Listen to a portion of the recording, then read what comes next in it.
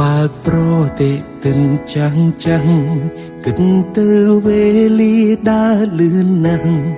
តែបងនៅចាំថ្ងៃនេះច្បាំងវ័យជ្រេចាំងក៏បងនៅស្មងសអូនជាភរិយាល្អជាអ្នកម៉ាក់ម្នាក់ដែលកំរអូនតស៊ូមិនដែលមកកអូនចាំឈរពីក្រោយស្វាមីអូនចាំទេថ្ងៃនេះជាថ្ងៃអ្វីបិទភ្នែកលាដៃមកណាមានកាដូពិសេសសម្រាប់ជីវ៉ាអរគុណដែលខំពូពីថ្ងៃនេះជាថ្ងៃពិសេសថ្ងៃខូបអាពាហ៍ពិពាហ៍ថ្ងៃយើងរៀបការនឹងគ្នាថ្ងៃសេះមានន័យប្រពន្ធបងក្រុងរົບសប្រៀបដូចម្ចាស់ក្សត្រី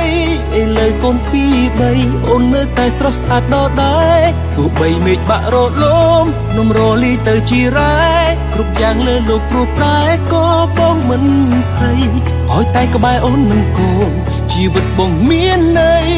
ហ៊ានសន្យាធ្វើដៃពួកយើងនឹងរួមរស់ក្បែរគ្នាអូរ៉ា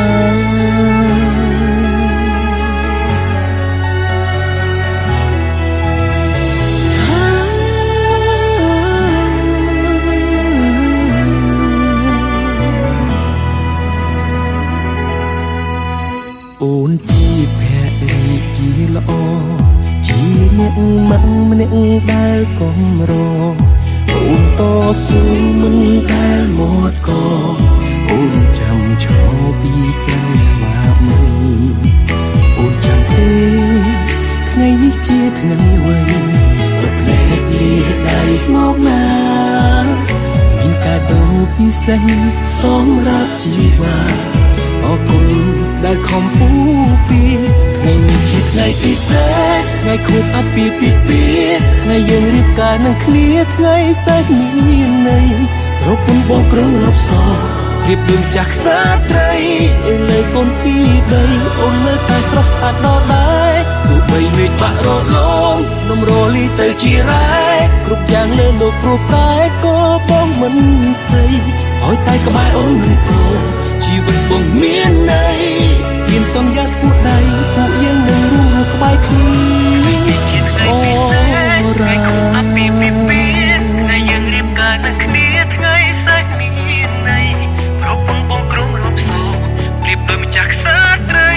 ឥឡូវកូនពីរបីអូននៅតែស្រស់ស្អាតដដែលទោះបីមេឃបាក់រលំនំរលីទៅជារ៉ែគ្រប់យ៉ាងលើលោកព្រោះប្រែក៏បងមិនភ័យឲ្យតែក្បែរអូននឹងកូនជីវិតបងមានន័យ